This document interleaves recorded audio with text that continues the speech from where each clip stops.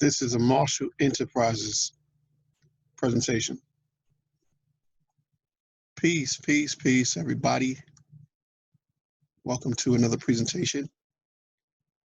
And I have some information that I think you need to really pay attention to today. Let me give you some background information to begin before I go in. Those that are young enough, old enough to remember AOL.com, they used to send you a little disc in the mail. Or it's America Online. You know, this is the early stages of the internet and how you would connect. And if you had a telephone line in the house and you had a computer, once the computer took over that line, you no longer could make a phone call. Or if you did pick up the phone, you would hear that funny sounding noise. And this was 90s. This was early 90s to actually started late, in my humble opinion, late 80s, early 90s. But from then to now, we've come a long way. And in coming a long way, technology has increased substantially. So you're no longer sharing a line, or you no longer have to do this or that. Whereas you're either gonna use the phone or you're gonna fax something. You get on a computer or you're gonna use the telephone. So now all of these activities can be done all at once. And that made me fast forward to the reality right now. You have everybody across the globe asked to stay home. They have asked everyone to stay home. And in staying home, what are you more or less going to do? Get on your computer, get on your phone, get on your television. Now, if you recall, there were some services, this is after AOL, this is a little more into the 90s, early 2000s, where you'd get a cable package, you know, the home phone, the satellite television, you know, cable, and internet, phone, and cable, whatever. And if too many people use their computers at one time, you know, be real slow or wouldn't connect, it'd be a problem. So again, fast forward to today, you've got millions of people home watching television. Well, I'm sorry. Well, yeah, they're watching television, but they're on their phone. They're streaming. How many people video chat constantly? They're always on their cell phone, constantly video chatting someone. They're downloading movies. They're watching movies. What does it take to keep this service going, or to provide this service, to provide this technology to you? Well, we went from 2G, 3G, 4G, and we're touching 5G. And in my research today, you've got China working on 6G as we speak, and 5G is just barely rolling out. But what is the downside to having the speed that we're having, to have the flexibility that we're having? And the downside, I'm going to call collateral damage. In this video, I'm going to show you some pictures of some buildings in New York that I've either worked on or I've passed by that have cell phone towers attached to the roofs or to the sides of buildings.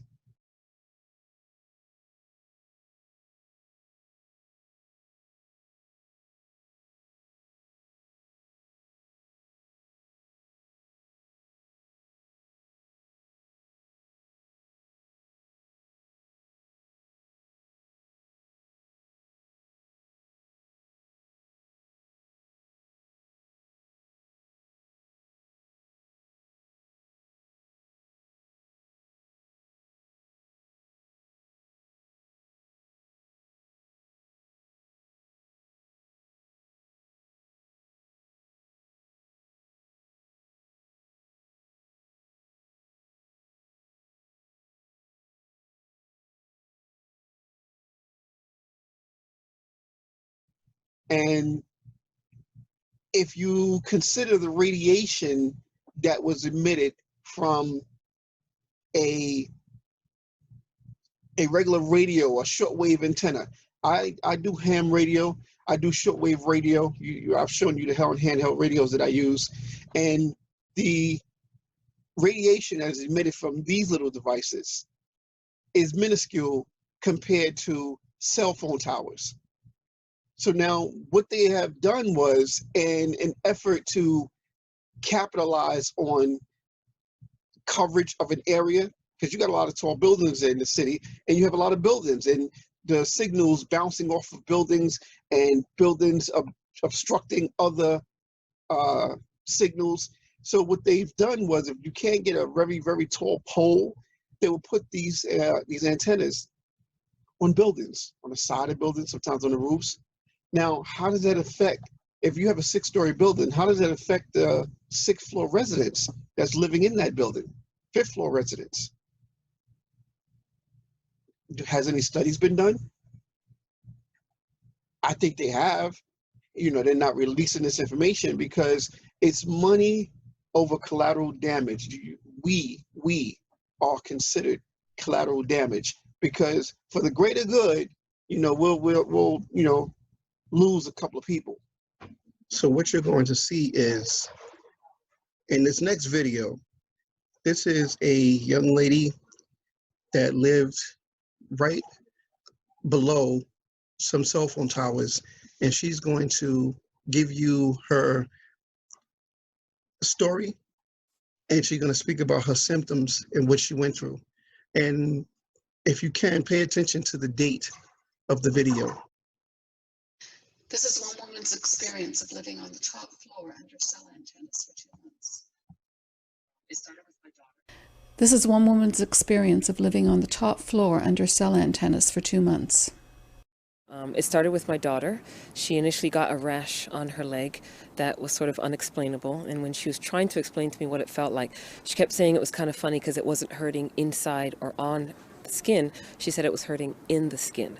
And then a few days later she got another rash on her arm, and then another small kind of stranger rash, and it was the same thing. And then one day in the kitchen she was holding something and she dropped it because she said it felt like the blood in her hand went cold and in a wave along her hand to her fingertips, and then her hand stayed numb for about 15 minutes. Some more of the symptoms include a sort of hissing in my ear, in particular when I'm in my apartment, but for about 3 days, anywhere I went, it would just sort of come in. I kind of felt like an antenna, and I'd sort of kind of go like, trying to find the place where the hissing or the buzzing stopped. I've not slept in my apartment since last Saturday, so a week ago now, and the buzzing went away after about 3 days, and also the feeling of tingling all over my body slowly started to go away. But I have noticed that whenever I'm in other buildings now or anywhere close to, I don't even know what, because I was never sensitive before. I'm no Luddite. I have computers, I have all the stuff that you know most of us have, and I've never been sensitive at all. But now wherever I go, I'm feeling the same as I felt in my apartment, feeling dizzy and nauseous and a sort of a metallic taste in my mouth, headache and pressure on my head, and just feeling like I want to sort of faint or throw up. And that's wherever I go now. So I found myself becoming increasingly sensitive to my own, my own computer and my own cell phone in ways that I never was before. Okay, so pay attention to the details that she spoke of in that video. Go back, pause it, listen to it again. And when you are in that close vicinity of these radiation emitting devices, things happen. Just like there was an experiment, and if by the time I complete this video, hopefully I'll find the video, where someone microwaved a cup of water and then put a plant in the water. The plant slowly died because there's no oxygen left in that water. It's been zapped, So there are people that put their coffee or their tea in the microwave to heat it up, or they put water in there, or they used to put I know people that put baby bottles in there to warm it up. This is not a good practice. But if you don't know, you don't know. but these things need to be addressed and these things need to be pointed out. Now, I'm a locksmith, and I had the privilege of working on plenty of roofs, fixing, the locks on the roof doors, fixing trying to open up cabinets for like the electrician that forgot their keys to the electrical panels on the roof, what have you. There's radio repeaters that they put on the roof and antennas, and I've been up there frequently to assist with these things. And on several occasions, that would come to work on the repeater. He would warn you, make sure you stay away from those things. If you don't want, if you don't want to have any kids, get it, go buy them. But those things are really, really, really deadly, and not so much that if you go by it, you're going to drop dead, so to speak, but it's going to, cause an issue down the road, and you got to be very, very, very careful with those. Now, when we come to the age of 5G, and they're saying this stuff is 100 times more powerful than 3G and 4G, it makes you wonder. So, wanted to share that. I got one more for you.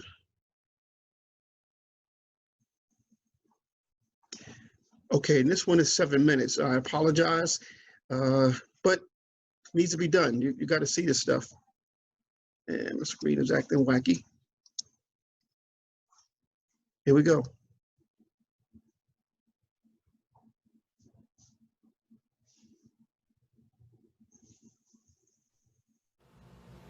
So the question of the day. Ian, what do you think about 5G? For those of you that don't know, I'm a tower climber. I climb cell phone towers and install the cellular equipment that allows you to keep scrolling. And I'm currently in 5G training. And I was already concerned about this technology before getting in there and actually learning some of the science about it. So let me give you some of the science about it. The radio frequency that our towers currently emit is non-ionizing radiation with a long footprint over the ground, so it's able to dissipate and spread out. Right? It's currently being broadcast anywhere from like 1.5 to 2.5, 2.8 megahertz. Right? Up close, if you take radio frequency close, it superheats the water molecules in your brain, eyes, and testicles. Right?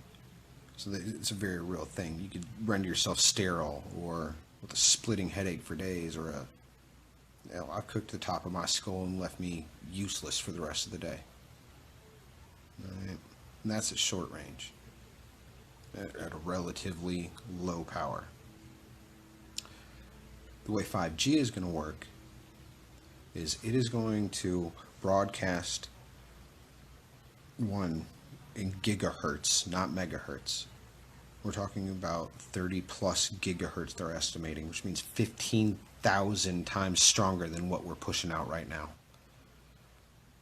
And it's going to actually go at a much steeper peak. It's going to almost be broadcast straight at the ground to hit more receivers that are then going to transmit it outwards. Right?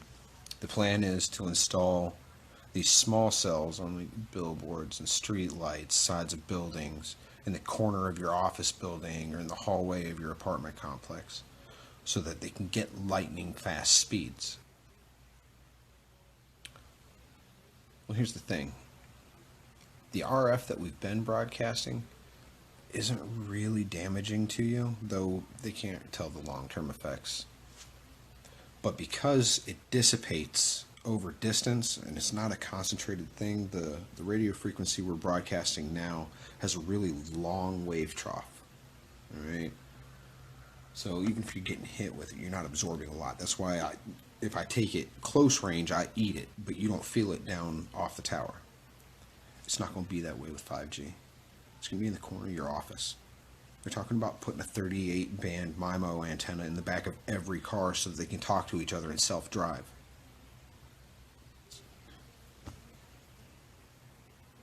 Now, the 5G, its waveform is much tighter, where 4G, 3G, and 2G have fairly long wave troughs so that we can reach distances and have a greater footprint coming off the tower. It's not necessary with 5G. It's going to be broadcasting what's called a millimeter wave, which is much more tightly focused with much closer wave troughs. So when it does hit, you just get blasted. And it's not miles away, hundreds of feet up on a tower anymore. It's in the corner of your office. Which means that this millimeter wave is going to be able to directly affect the cellular membranes, the bonds that hold your cells together. It's going to be in your face. It's going to be behind the back seat where your car seats are. So, I mean, not to mention what it's going to do to your brain and your eyes and your testicles or ovaries just from the superheating that radio frequency will do at a close range.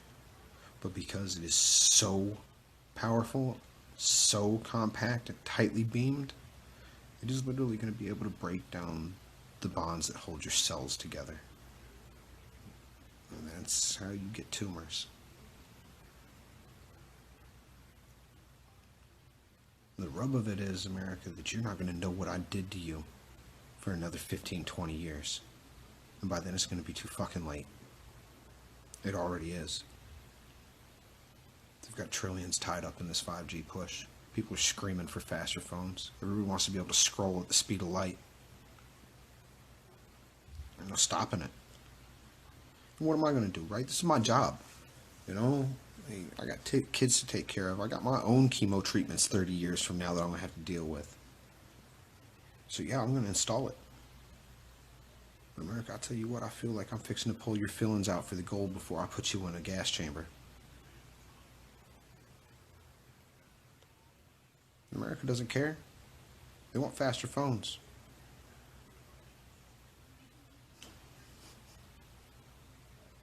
You'll carry eventually and it'll be too late. But God bless you. God bless America. I wish you the best. Feel free to name your tumor after me. I'm real sorry about what it's fixing to do to the babies, little fetuses that are developing in utero, surrounded by water. The consequences to the next generation are untold. I'm not even talking about what we're fixing to do to our own vision, our own reproductive organs, our own cognitive abilities. I'm not talking about the breakdown of our cellular bonds that are going to lead to tumor growth. I'm talking about what it's going to do to the little baby brains and eyes that are trying to develop in the womb. What we're fixing to do to toddlers and infants that are born, that are still developing, man. So the question of the day is, Ian, what do you think about 5G? I'm frightened and saddened because I'm going to install this. I'm going to install it everywhere. And you are all going to feel the effects of what I've done to you.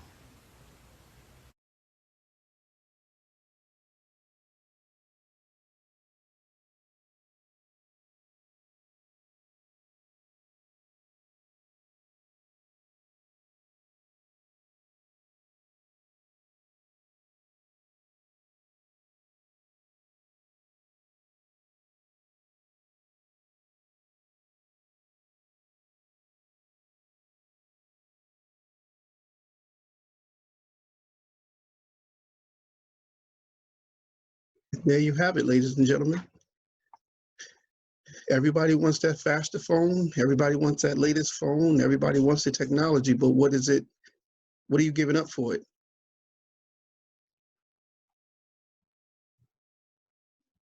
On the original page that I started up with is a cell phone, a cellular tower signal map.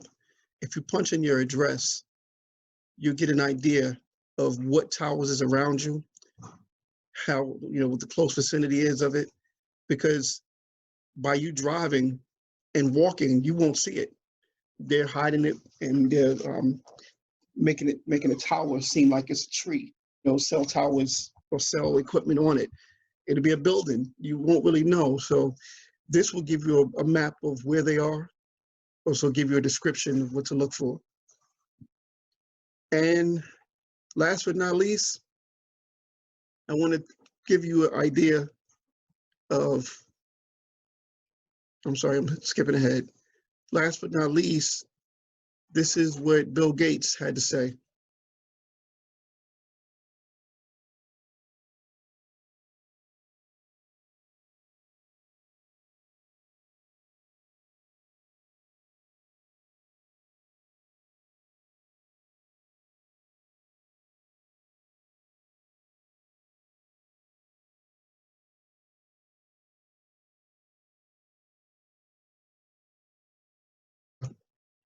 Well, I'm going to give you a link. One in particular is the president talking about the 5G rollout and what they are in a race to do and what their plans are with 5G.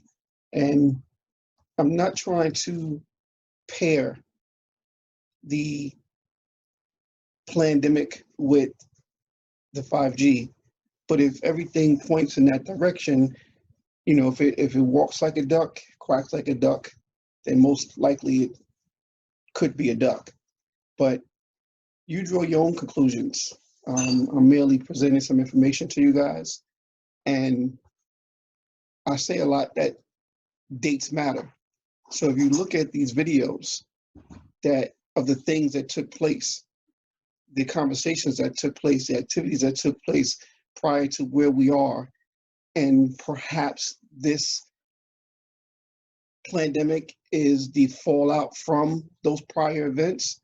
And last but not least, ending up with Bill Gates speaking on how we're not ready.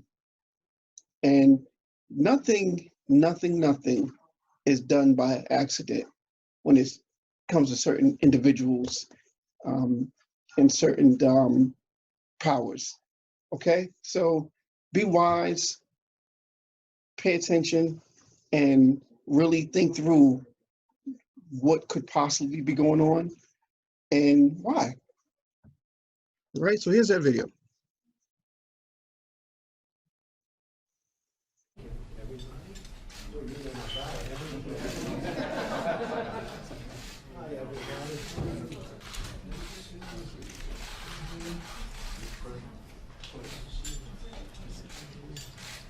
You guys, how high are you there? 1,000 feet? 500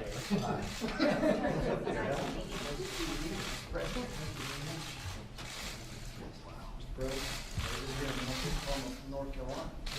I like that. It's good business. Thank you. Yes, thank you, everybody. Well, thank you very much, everybody. Big day, very important day. We have a lot of important days at our White House, and this is, to me, the future. I want to thank you all for being here to discuss a critical issue for our country's future, winning the race to be the world's leading provider of 5G cellular communications networks. It's all about 5G now. We were 4G, and everybody was saying we have to get 4G. And then they said, before that, we have to get 3G. And now we have to get 5G, and 5G is a big deal, and that's going to be there for a while. And I guess at some point we'll be talking to you about number 6. What do you think? Do you think that's true, Ajit? But right now we want to be the leader in this. We're the leader in almost everything else. And we're grateful to be joined by FCC Chairman Ajit Pai, who's been doing a fantastic job, and Deputy Secretary of Agriculture, Stephen Sensky. Thank you very much, Stephen. Appreciate it. And tell Sonny hello. He's doing a tremendous job, really tremendous. Secure 5G networks will absolutely be a vital link to America's prosperity and national security in the 21st century. 5G will be as much as 100 times faster than the current 4G cellular networks. It will transform the way our citizens work, learn, communicate, and travel. It will make American farms more productive, American manufacturing more competitive, and American health care better and more accessible. Basically, it covers almost everything when you get right down to it. Pretty amazing. And just as 4G networks paved the way for smartphones and all of the exciting breakthroughs, they made possible so many things. This will be more secure and resilient. 5G networks will also create astonishing and really thrilling new opportunities for our people, opportunities that we've never even thought we had a possibility of looking at. We cannot allow any other country to outcompete the United States in this powerful industry of the future. We are leading by so much in so many different industries of that type, and we just can't let that happen. The race to 5G is a race America must win, and it's a race, frankly, that our great companies are now involved in. We've given them the incentive they need. It's a race that we will win. In the United States, our approach is private sector driven and private sector led. The government doesn't have to spend lots of money. According to some estimates, the wireless industry plans to invest $275 billion in 5G networks, creating 3 million American jobs quickly, very quickly, and adding $500 billion to our economy. And as you probably heard, we had another alternative of doing it. That would be through government investment. And leading through the government, we don't want to do that because it won't be nearly as good, nearly as fast, and especially in that business, I think that they'll be better doing the job than a lot of the folks that we know and love. To accelerate and incentivize these investments, my administration is focused on freeing up as much wireless spectrum as needed. We're going to free it up so they'll be able to get out there and get it done, and removing regulatory barriers to the build-out of networks. As Chairman Pai will discuss with you in a moment, the FCC is taking very bold action, probably bolder than they've ever taken before. It's a new frontier to make wireless spectrum available. By next year, the United States is on pace to have more 5G spectrum than any other country in the world. That's a big statement because, as you know, some people got ahead of us. We should have been doing this a long time ago, as advanced as it may be. In addition, last October, I directed the Department of Commerce to develop a national spectrum strategy to free up even more spectrum for economic activity, including 5G. The FCC has also taken action to streamline the permitting process for 5G infrastructure with state and local governments. That's a big deal. It takes too long to get permits. We're going to free that situation up, and we're going to put limits, and the local areas are going to listen to us very, very strongly. They have a big incentive to do that. They must now approve new physical infrastructure within 90 days instead of many years. It can sometimes take 3, 4, and 5 years. We're going to put a limit of 90 days. And there is now a cap on the unreasonable fees local governments often charge. They get greedy. They think, hey, we can really take advantage, and it ends up that everybody gets hurt. So we're putting a cap on those fees. These changes will contribute greatly to building high-speed networks across America, and it's going to happen very quickly, very, very quickly. By the end of this year, the United States will have 92 5G deployments in markets nationwide. The next nearest country, South Korea, will have 48. So we have 92 compared to 48, and we're going to accelerate that pace greatly. But we must not rest. The race is far from over. American companies must lead the world in cellular technology. 5G networks must be secure. They must be strong. They have to be guarded from the enemy. We do have enemies out there, and they will be. They must also cover every community, and they must be deployed as soon as possible. As we are making great progress with 5G, we're also focused on rural communities that do not have access to broadband at all. And we have a couple of people from the great farms that I love that I'm sure voted for me. I won't ask them, but they seemed, I think they, for the most part, yes? Good. I think for the most part they did. I think, I know that almost automatically. I'd be very surprised. But I have to say, I've been talking about broadband for rural America. The farmers and others, they have really been, they just haven't been treated properly. And now what we're doing is we're making it a priority. That's the areas we want to go to first, so they're covered.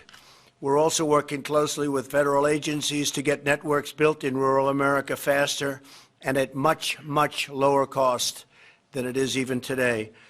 So now I'd like to introduce a very special man who's really worked hard and gained the respect of the world, truly, because they see what we're doing in our country, who'll be making two major announcements to accelerate our 5G future and extend broadband access to every American. No matter where you are, you will have access very quickly to 5G, and it's going to be a different life. I don't know that it's going to be better. Maybe you're happy the way it is right now, but I can say technologically it won't even be close. So, Chairman Pai, thank you very much. Please say a few words. Thank you very much.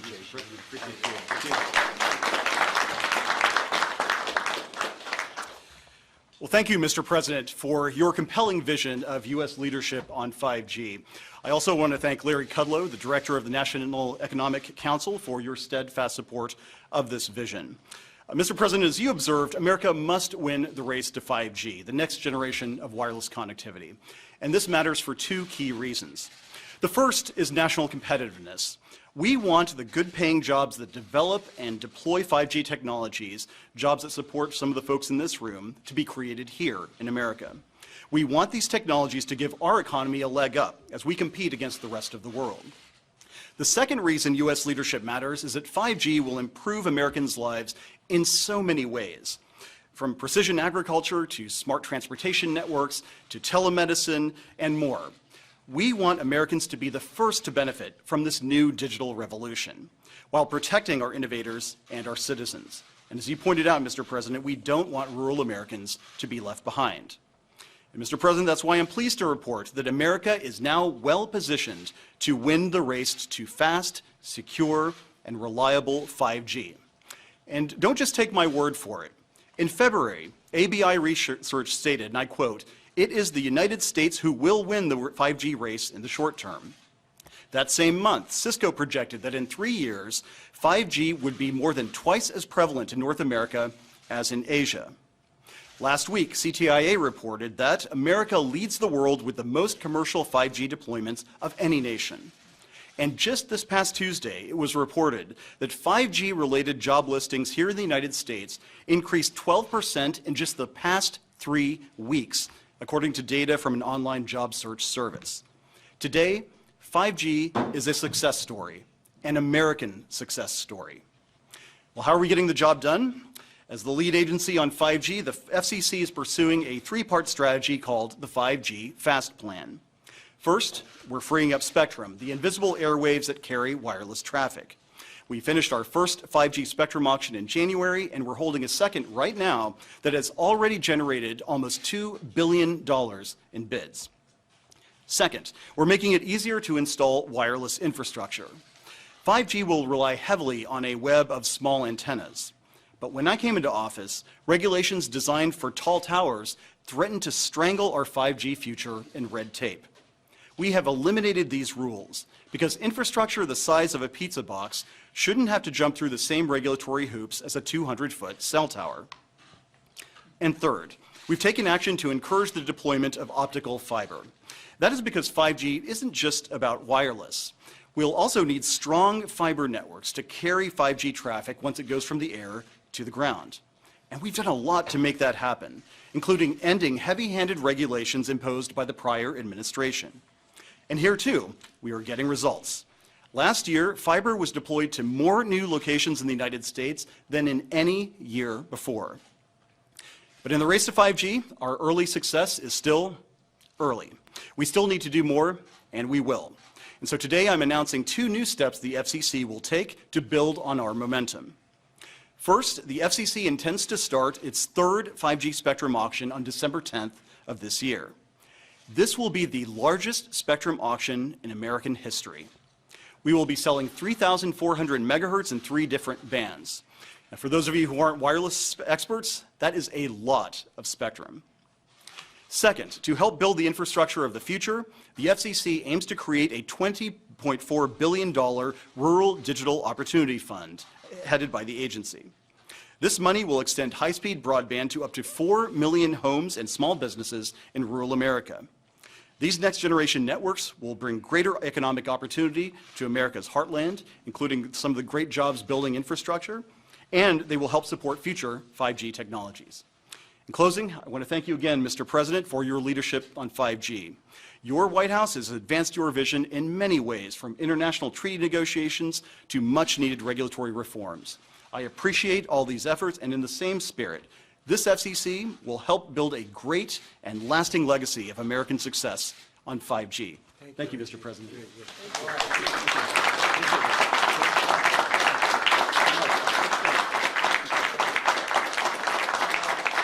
Ivanka worked very hard on this. Maybe say a couple of words. Ivanka, please. Well, thank you, and thank you, everyone, for being here today. Obviously, American dominance in the industries of the future is predicated on connectivity and digital connectivity, and 5G is the future. And so I think everyone in this room feels very comfortable to know it's in your very capable hands. And President, we thank you for your leadership on this critical issue.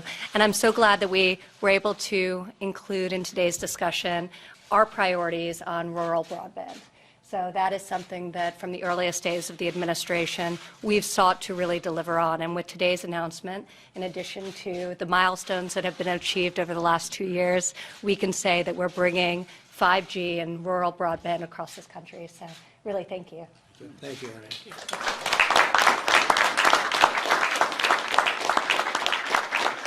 Would you like to say something on behalf of the farmers and our great people, please?